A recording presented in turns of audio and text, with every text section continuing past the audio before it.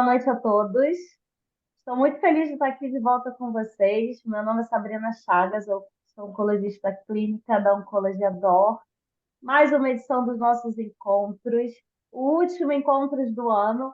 Ainda estou de brinco rosa, ó, porque foi Outubro Rosa e a gente fez uma edição presencial de encontro delas, que foi lá no auditório do Popstar, e foi lindo demais da conta. E a gente está sempre divulgando aqui os nossos encontros. E ano que vem, gente, vai ter muita surpresa. A gente vai ter vários eventos presenciais e cada um com uma novidade super diferente. Preparem-se. Lembrando que cada episódio online fica salvo no nosso YouTube. E lá no YouTube da Oncologia DOR tem uma aba de Encontros Rio de Janeiro, onde você encontra vários temas: alimentação, exercício, questões psicológicas, questões dos tratamentos, outros tipos de câncer. Então, a gente tem vários episódios salvos, graças à parceria minha com a Fabiana Holtz, que é a nossa fisioterapeuta oncológica e nossa equipe nota 1000. E agradecer aqui a Fabiana mais uma vez em estar comigo nessa empreitada. E a Fabi vai apresentar para vocês o nosso convidado, que é para lá de especial, uma pessoa que sempre que participa dos eventos, onde eu estou, ele faz um sucesso, gente, vocês não imaginam. Então, Fabi, te passo a palavra. Oi, Sabrina, boa noite. Obrigada mais uma vez pela parceria de sempre. Você só esqueceu de falar que você está de blusa azul também, porque estamos no Novembro Azul, mês de conscientização do câncer de próstata, tá? Então, rosa, outubro, azul, novembro. É. Viu? Perfeito. Não foi de propósito, fala, não foi de propósito. Nem foi de propósito. É, e hoje nós temos realmente um convidado muito e para lá de especial, que é o doutor Antônio Abílio. Doutor Antônio Abílio vai falar para a gente um pouco sobre genética, né? Um pouco dele, na verdade, a gente consegue colher muito, né? A gente consegue aprender muito, é sensacional. Antônio Abílio é geneticista do grupo Oncologia DOR, do INCA também, mestre em genética pelo FRJ e especialista em oncogenética pelo City of Hope em Los Angeles. Que chique, maravilhoso, internacional. E hoje, se você já quiser, doutor Antônio, ir compartilhando também a tela, enquanto eu vou te apresentando, hoje ele veio para apresentar para a gente, tá, um pouco sobre a epigenética dentro da genética, né? E para a gente entender o que é a epigenética e o que é esse assunto, qual a importância da epigenética nas nossas vidas e nas nossas, porque estamos nos incluindo também, né, Sabrina? Então é isso, Abílio, seja muito bem-vindo e muito obrigado por ter aceito o nosso convite. Obrigado, Fabiana, obrigado pela carinhosa apresentação. Obrigado, Sabrina, pelo convite muito carinhoso. E é um prazer muito grande para mim estar aqui com vocês hoje fazendo essa apresentação. Sempre que eu falo sobre genética, quando eu sou convidado, é sempre com relação, de certa forma, ao meu trabalho diuturno, que é genética e câncer. O trabalho de genes de predisposição a câncer e o que fazer com os pacientes que são portadores de mutações genéticas. Então, na verdade, o trabalho com a genética hard de DNA é o que ocupa toda a parte da minha vida. E nesse ponto vocês me convidaram para um desafio, que é falar justamente de uma parte mais inovadora ainda da genética, que ainda é pouco compreendida e cada vez com um papel mais importante, que é a epigenética. Nessa noite eu convido vocês a um passeio rápido, até para dar tempo de perguntas, um passeio rápido pelo que é a genética e pelo que é a epigenética e por que ela é tão importante assim para nós. Eu queria, a partir daqui... como é que eu passo? Começar pela genética, que é o que todos nós, em princípio, conhecemos, E lembrando que a genética começa a partir do Mendel, lá atrás, em 1859, quando ele descreveu o que eram as características herdáveis. Embora o termo gene tivesse surgido só no início do século XX, ele descreveu as bases do que hoje entendemos como genética e do que trabalhamos. Ele descreveu isso caracterizando essas 7 características das ervilhas de jardim que ele cultivava.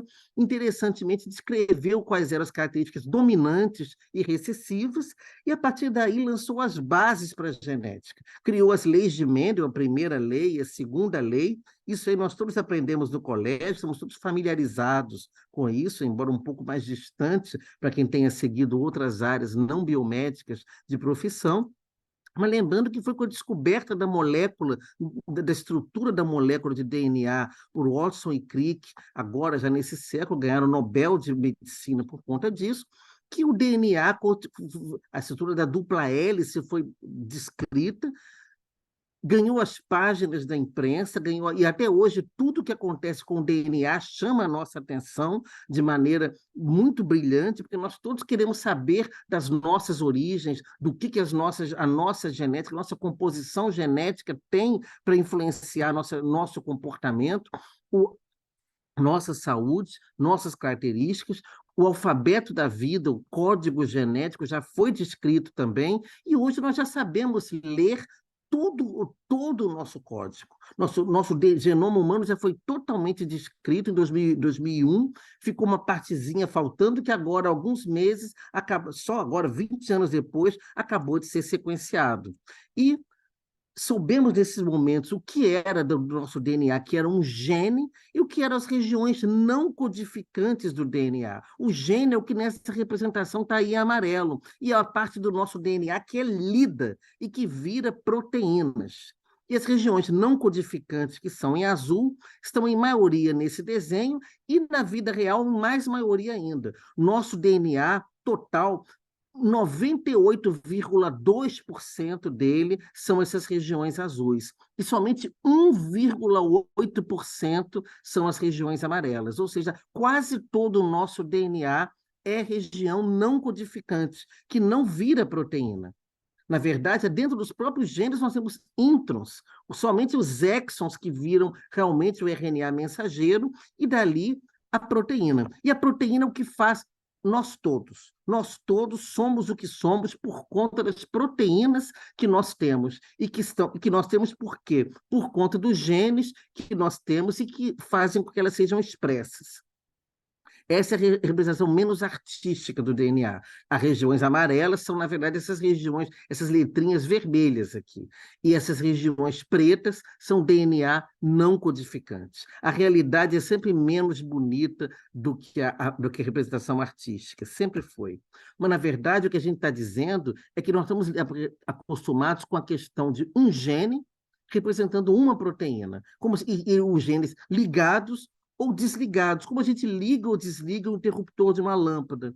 Na verdade, o que a gente aprende no colégio, com cada gene tendo uma característica, é uma simplificação da realidade, porque nós temos vários genes para as mesmas características, e na verdade, nossas características são um combinado da função de vários desses genes, e que quanto mais fatores a gente coloca, mais complicado fica a gente entender o papel de cada um deles nesse processo. Na verdade, nós somos um mar de luzes, acesas e apagadas, e isso é o nosso genoma, numa representação bem interessante de genes que são ligados e desligados a todo momento.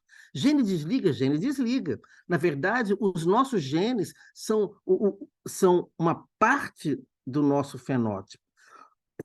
As influências do meio ambiente, que estão aqui à esquerda, são a parte ambiental que nós muitas vezes podemos controlar. E o nosso fenótipo está aí, uma mistura, é a interseção entre a nossa genética e o nosso ambiente. E esse fenótipo, que é como nós nos apresentamos, ele pode ser alterado. Na verdade, a epigenética fala exatamente disso. É a parte nova da genética. Isso foi descrito numa série de contextos. Mas lembrando o que é a epigenética. Epigenética, estamos falando aqui da metilação de genes. ou da sua desmetilação. Abílio, o que é desmetilação? O que é metilação? Um radical metila é um carbono que é ligado no nosso DNA naquela letrinha C, naqueles resíduos de citosina, em certas colocações. Aí é um termo técnico, mas vamos entender que quando certas porções do nosso DNA têm essas moléculas ligadas neles, é como se essa região fosse bloqueada para a transcrição proteica, ou seja, ela não é lida. Então, um gene metilado é um gene que não é transcrito, ele não vira proteína. Então, a informação ali contida não se expressa. Então, um gene desmetilado, ele consegue sofrer a ação das enzimas que vão transformar ele em RNA mensageiro, vão codificá-lo, vão transcrevê-lo e ela vai virar proteína. Então, na verdade, a epigenética é o estudo dessas modificações no nosso material genético que não são no nosso DNA especificamente. Elas são nesse padrão de metilação e desmetilação. Isso foi descrito em alguns contextos. Lembrar que, como eu botei aqui, como se submetia certos ratos a pesticidas, ratos machos, você conseguia abaixar a espermatogênese dos ratos, daqueles ratos. O interessante é que os filhos desses ratos, os netos desses ratos e os bisnetos desses ratos, mesmo se não expostos aos pesticidas, mantinham o padrão de espermatogênese baixa, ou seja, o que os pesticidas fizeram lá atrás, manteve-se o padrão 4 gerações futuras.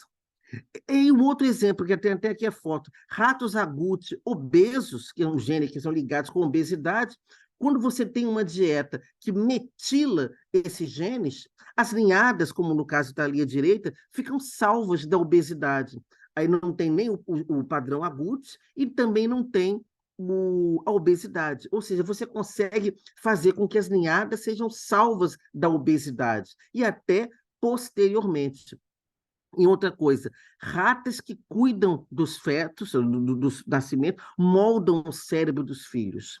Se você tem ratinhos criados separados das mães ratas, esses ratinhos começam a desenvolver vários distúrbios psiquiátricos causados justamente por conta desse afastamento. E o problema não é só nesses ratos, os filhos desses ratos também têm o mesmo distúrbio que os pais que foram criados sem o cuidado materno.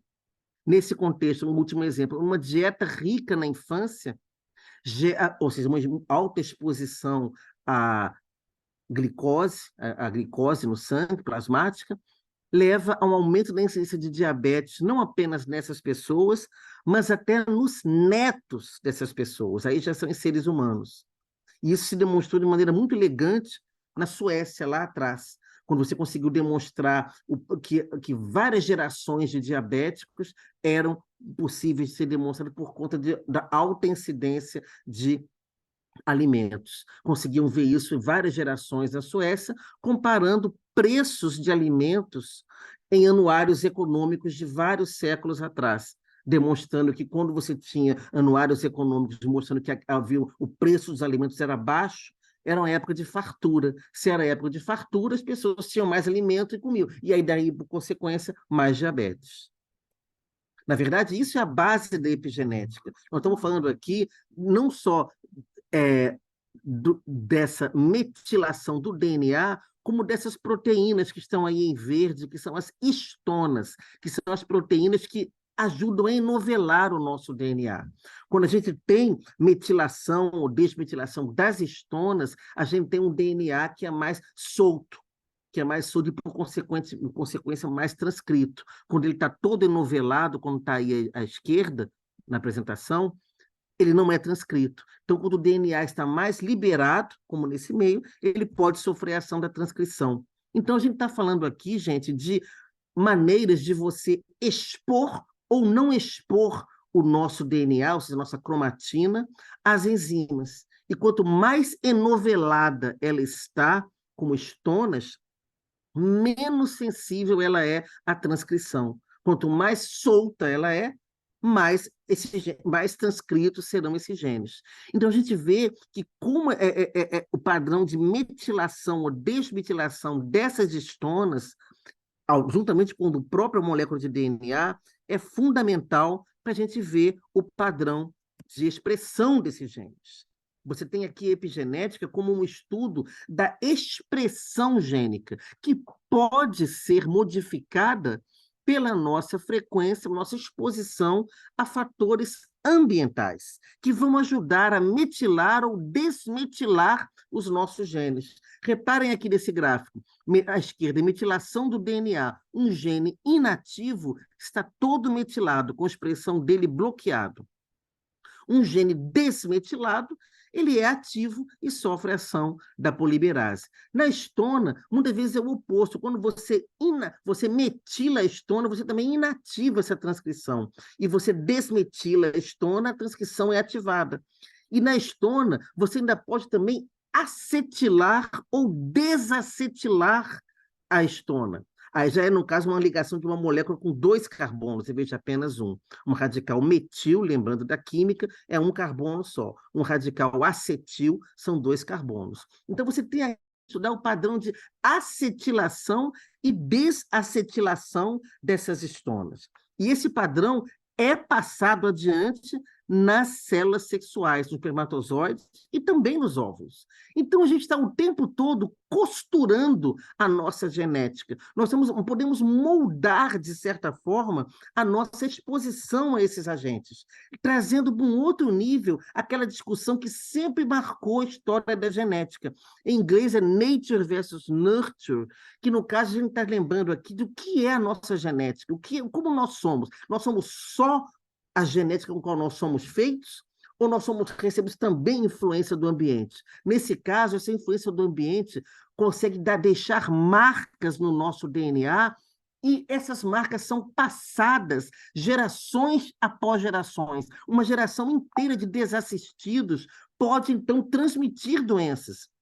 Obesidade, diabetes, hipertensão e câncer pode ser, em certo nível, causados pelas dietas dos nossos pais e dos nossos avós.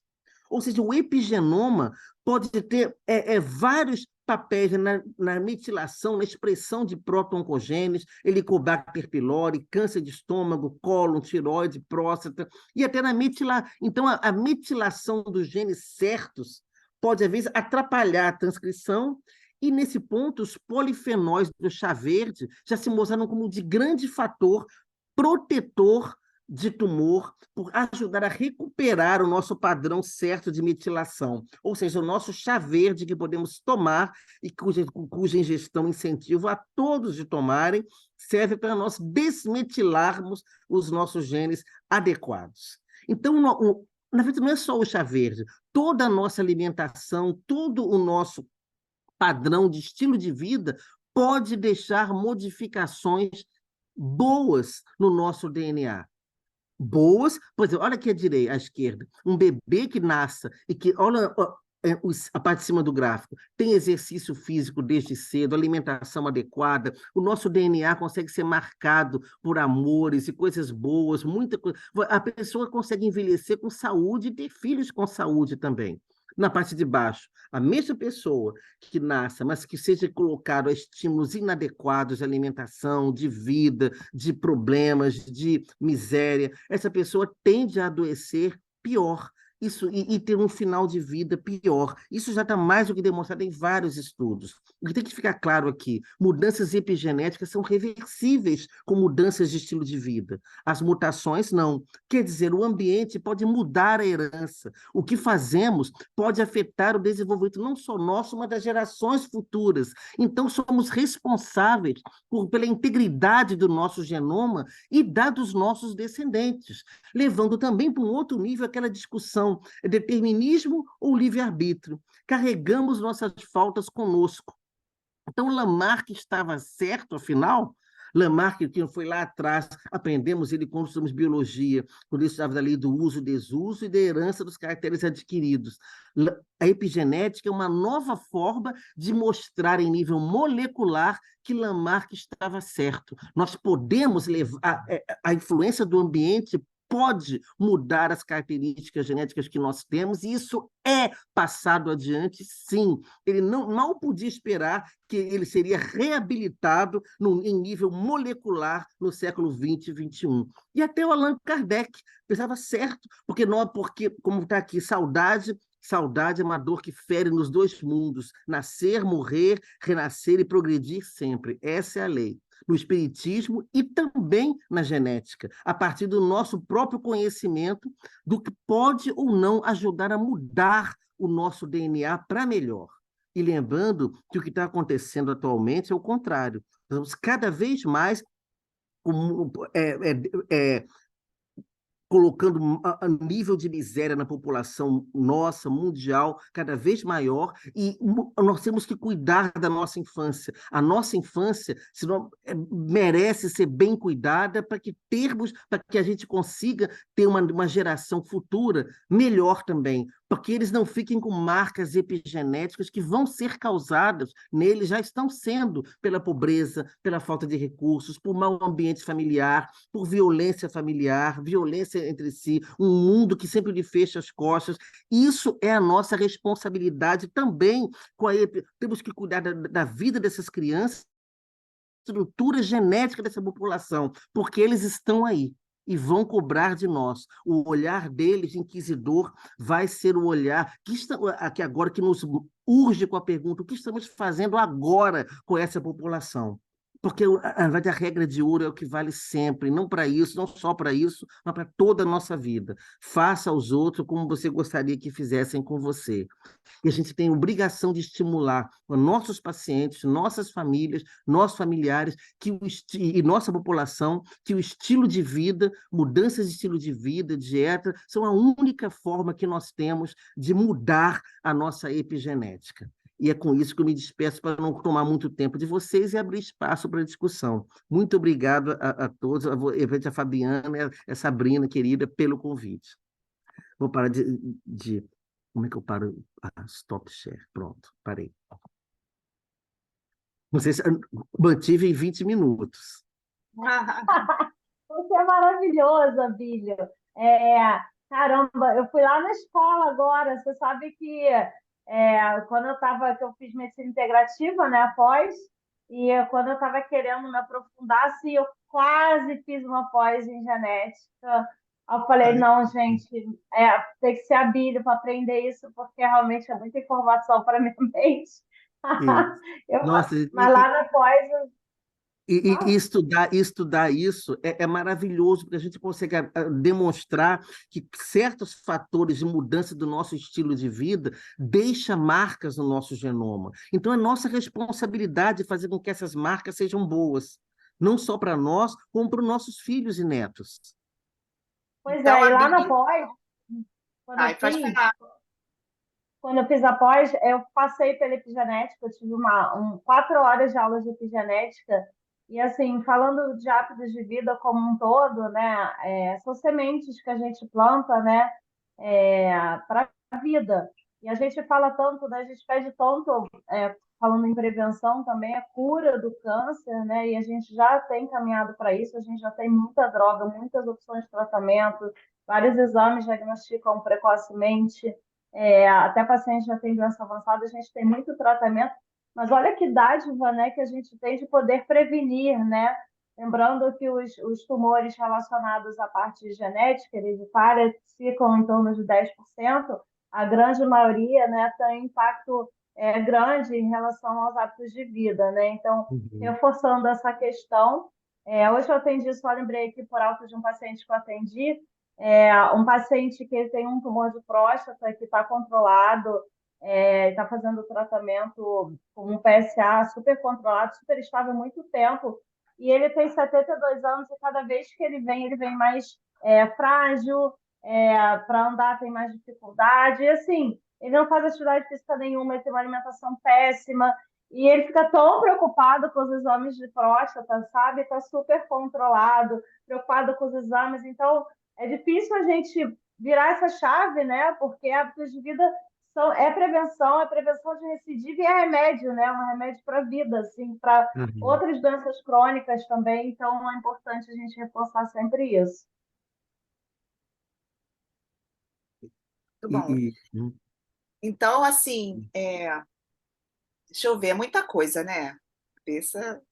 Então, assim, você tá dizendo para a gente que além da gente reforçar com os nossos pacientes que o exercício físico, que a boa dieta alimentar, que o gerenciamento do estresse, que o bom sono, né, vai ajudar no controle dos efeitos relacionados ao tratamento, né, e melhorar a sobrevivência dos nossos pacientes, né, e prevenir, a gente ainda vai conseguir alterar, né? Tá lá mexendo no nosso gene também, alterando e prevenindo que os nossos filhos, os nossos netos tenham determinada doença também, porque a gente vai estar trabalhando para o bem, né?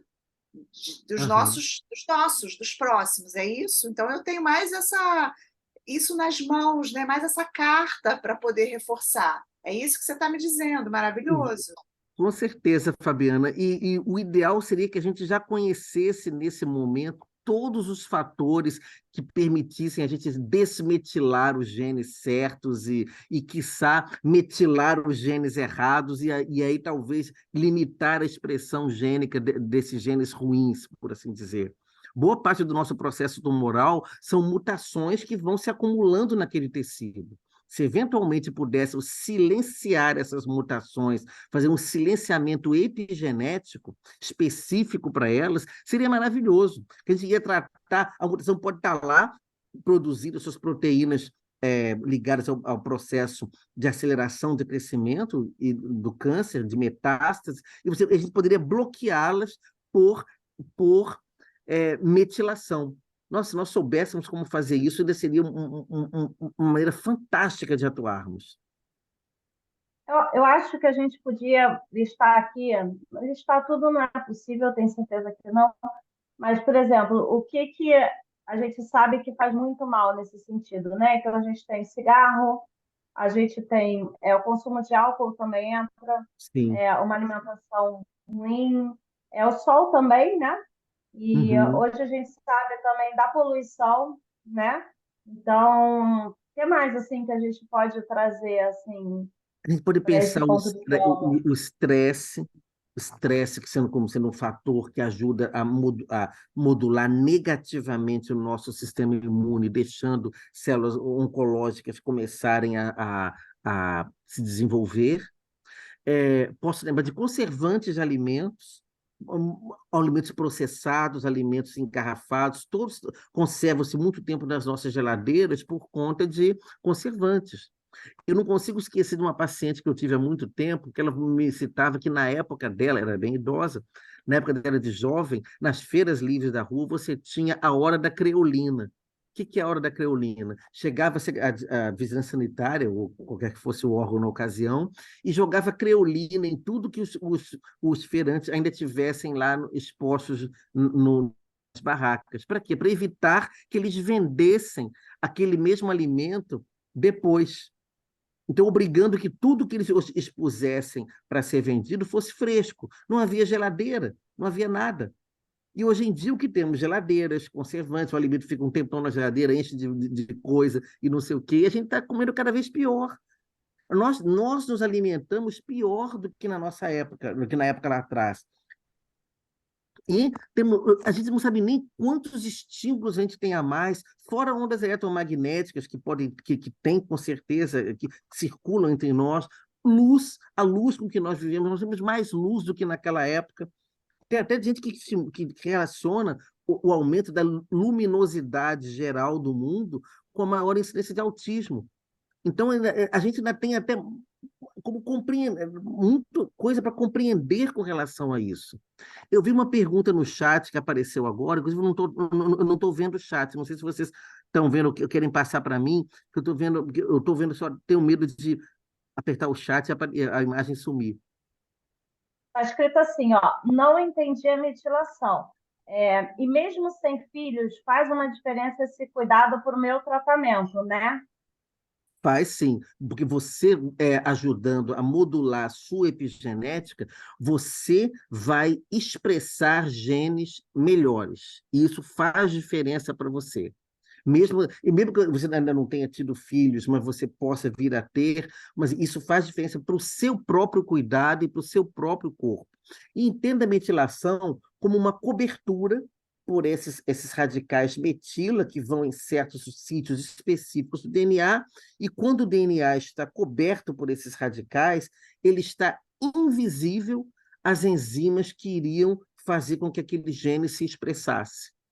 Então, a metilação é uma forma de envelopar o gene com plástico e não deixar que ele seja lido. É mais ou menos isso, de maneira mais simples. Como se você pegasse uma carne que você quisesse comer, você envelopasse a carne com muitas camadas de plástico. Ela ficasse, tá lá, mas você não consegue usar.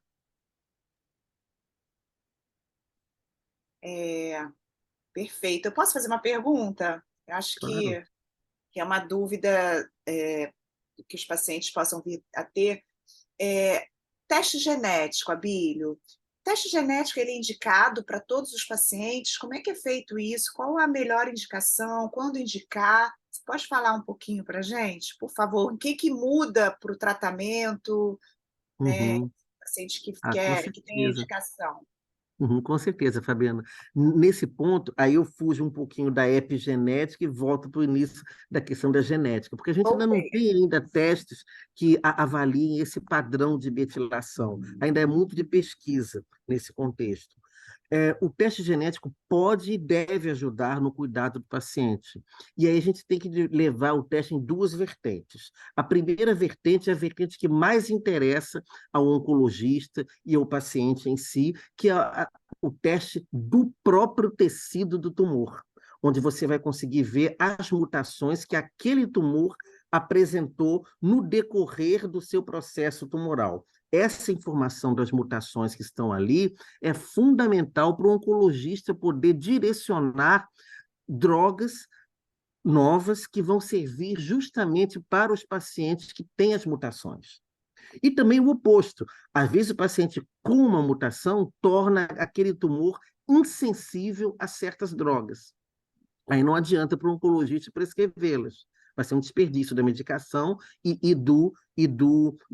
o paciente só vai ter os efeitos colaterais da droga e não vai ter nenhum benefício.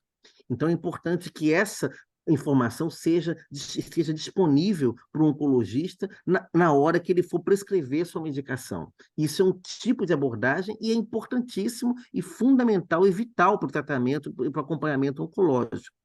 A outra vertente é o teste genético germinativo, ou seja, é o que vai analisar leucócitos normais do sangue do paciente, ou talvez raspado da boca, ou leucócitos da saliva, para tentar identificar as mutações que o paciente pode ter herdado dos seus pais e, por isso mesmo, lhe conferido um risco elevado para o surgimento do tumor. Essas mutações, então, seriam, a exemplo do cigarro, do álcool, da obesidade, do sofá. O sofá é o novo cigarro, a gente tem que lembrar sempre disso, tá? Do sedentarismo. Então, a gente tem que lembrar que essas mutações têm que ser vistas da mesma forma. Não são certezas absolutas de adoecimento, e sim um fator de risco. Dependendo do gene e da mutação, são fatores de risco mais elevados, menos elevados, mas são fatores que ajudam o desenvolvimento do câncer em conjunção com fatores de estilo de vida. Ou seja, eu tenho famílias em que eu tenho um paciente com 80 anos, outra com 40 e a outra com 20. Todas mutadas, a mesma mutação. Por que essa de 80 teve câncer só bem idosa? Por que essa de 40 e pouco, 50 teve câncer aqui? E por que a pessoa teve câncer com 20, 30? Mudanças de estilo de vida, talvez fatores genéticos que não estão sendo pesquisados, mas que aumentam o risco, aí seria o score de genética. A gente teria outros genes de pequena penetrância que não teriam efeito eles mesmos, mas em conjunto aumentariam o risco. É aquele slide que eu mostrei de tantas luzes acendendo, que a gente está tentando compreender. O câncer é uma condição multifatorial. Ele não é monogênico. Se fosse monogênico, seria albinismo, seria fibrose cística, seria doença neurofibromatose, doença que a gente estuda no colégio, nos livros de acondroplasia, nanismo acondroplásico. E o câncer não é assim. O câncer é um fenômeno multifatorial, no qual os genes que eu muitas vezes estudo e prescrevo os testes, os painéis para os pacientes, é um dos fatores. O paciente pode vir a ter câncer na ausência de mutações hereditárias. Como você bem falou, Sabrina, a maioria, 90% dos casos de câncer não tem nada a ver com hereditariedade. Ou seja, são fatores ambientais. E como mexer nesses fatores? Se não com muito cuidado com o nosso ambiente. Já se mostrou 2/3 dos cânceres do mundo poderiam ser totalmente evitáveis por mudanças de dieta e de estilo de vida, deixando só 1/3 do que não poderíamos modificar. Se a gente conseguir modificar 2/3 da incidência do câncer no mundo, nossa, vai ser fantástico. É, é isso. A gente está aqui caminhando para o fim, e eu tenho uma pergunta no chat, e uma pergunta que é minha aqui, é uma questão que sempre perguntam para a gente. Eu tenho a minha opinião, vou falar a minha opinião, mas eu acho que ainda é um assunto que está muito em aberto, sim. Eu quero ouvir a sua opinião. A pergunta que tem no chat é como devemos consumir o chá verde, tendo em vista que alguns profissionais de saúde nos orientam a tomar cuidado com o consumo. Eu, do ponto de vista oncológico, né, é importante lembrar, né, que para a digestão do chá verde, né, depender, por exemplo, do tratamento que o paciente está fazendo, né, a gente tem alguns tratamentos que passam pelo fígado, né, então a gente tem que ter, em alguns casos, cuidado, né, com quanto de chá que a gente toma, qual é o tratamento que o paciente está fazendo, eventualmente algum tratamento, né, que deixa a mucosa do estômago frágil também pode vir a ter Uhum. alguma dor de estômago. Mas, assim, quando a gente fala de chás, né, é sempre importante a gente conversar com os nossos médicos, Sim. porque tem alguns chás, por exemplo, são contraindicados para quem usa tamoxifeno, alguns durante a químio, antioxidantes, por exemplo, a gente costuma não recomendar para quem está fazendo quimioterapia, porque a quimio exatamente oxida, né, as células Uhum. tumorais. Então, Sim. assim, a orientação é sempre conversar com o seu Com o médico, né? Mas nutricionista. não tenho dúvida do Uhum. benefício do chá. E aí, uma coisa que aí vem a minha dúvida, para a gente fechar aqui, que a gente tem mais 3 minutos só de fala, é a questão do estresse que você falou, né? É muito comum as pessoas me perguntarem, relacionarem algum trauma, alguma separação, algum problema, algum divórcio, alguma coisa ao câncer, né? Então, o paciente senta no consultório e faz essa busca, algum evento causador, né? Então, a gente já falou aqui que 10% tem a questão genética hereditária, 90% tem vários fatores incluídos. A minha opinião pessoal sobre isso é que quando a gente fala sobre estresse versus câncer, a gente está falando de estresse contínuo, né? Que a pessoa fica Sim. muito tempo sofrendo estresse, porque a gente sabe que o corpo reage por muito tempo, né, aumentando cortisol, enfim, a gente tem uma série de questões inflamatórias relacionadas. E não Sim. pontualmente ao estresse, né? Não é uma casa que pegou fogo, o marido que divorciou, só para a gente deixar claro, Porque, né? Porque essa busca por um causador é muito grande, porque né? se for assim, ninguém está livre. Todos nós estamos sujeitos a esses estresses, todos nós passamos por eles. O mais interessante disso é a gente lembrar o estresse físico também, que a gente pensa, o exercício físico é muito bom, sim, mas o exercício físico produz radicais livres, que dão envelhecimento precoce da pele, entre outras coisas, e podem até predispor a dano no DNA. Interessante, o exercício físico também não pode ser, que é tão endeusado, também não pode ser excessivo. Nada tem que ser excessivo, tudo tem que ser nos níveis normais. A saída é o caminho do meio sempre, é o equilíbrio. E uma dieta desequilibrada, um estilo de vida desequilibrado, que a gente não tenha tempo para pensar em nós mesmos, para meditar, aquela do mindfulness. Se a gente tiver também um contato com o sagrado, que é o que quer que seja no nosso conceito de sagrado, religião, uma religião formal, ou uma espiritualidade, ou qualquer coisa que a gente tenha um momento para parar e pensar como nós somos um grão de areia nesse universo imenso e o que que a gente pode fazer para ajudar a melhorar a vida das pessoas que estão à nossa volta, que a gente conseguir pensar nisso todo dia, e isso pode ser um fator de cura, nem que seja espiritual, mas que isso vai nos ajudar a nos conectar com esse sagrado e com nós mesmos nesse sentido. E isso, com certeza, é um fator de cura para muita gente. Porque muita gente começa a pensar, vocês também já viram isso bastante, Fabiana, Sabrina, vocês todos, pessoas que acabaram que começaram a mudar a relação deles com o restante da família após o diagnóstico da doença e com a família e com sua própria vida. Você se reencontra nessa forma. É Então, vocês isso. aprenderam a ressignificar a sua vida inteira em função desse aspecto e que daí sirva para melhor. E aí eu cito Chico Xavier, que é perfeito para isso.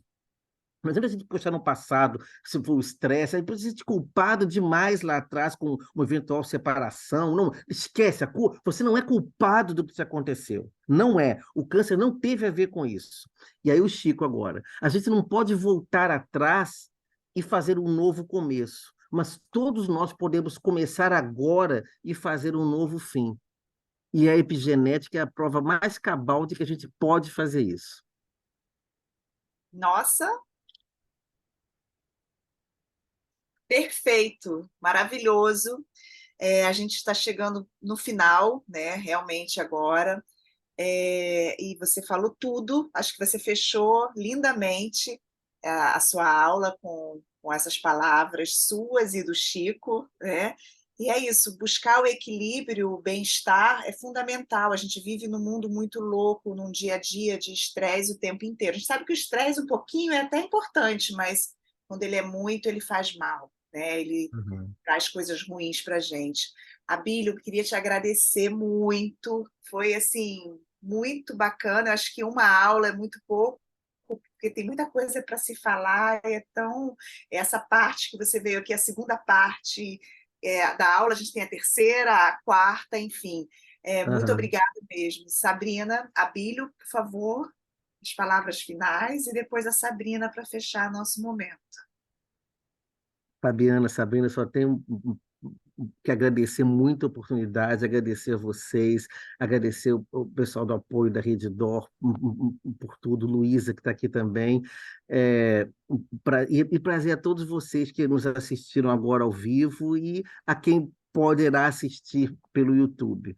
E divulguem essa apresentação, divulguem tudo, e é importante que cada vez mais pessoas tenham essa conexão com tudo. O câncer não vem isolado, ele vem como parte de um contexto. É o nosso contexto que está desequilibrado.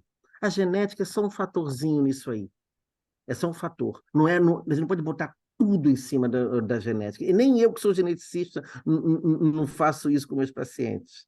A gente precisa partir desse contexto, ter uma noção do todo, e essa noção do todo que a gente tem que abordar cada ponto disso. E por isso que todos que têm a ver com o cuidado do câncer são tão importantes. O oncologista, fisioterapeuta, nutricionista, terapia ocupacional, tudo, todos os profissionais. E só atuando em conjunto que a gente consegue. Só atuando em conjunto que a gente consegue. Fica a reflexão aqui para o pessoal, né? Qual é o seu sagrado, né? O que te alimenta? Eu trago sempre essa reflexão para os pacientes. A gente, às vezes, no dia a dia corrido, nem pensa nisso, o que traz alegria para a gente, onde que a gente se sente nutrido, né? Então, que Uhum. a gente consiga encontrar esse lugar quentinho, eu acho muito no mar, eu gosto muito de ficar olhando para o mar, e cada um tem o seu também, eu tenho muita fé, e com isso a gente fecha. O pessoal vai ficar salvo, daqui a mais ou menos uma semana está no YouTube, e aí todo mundo pode compartilhar.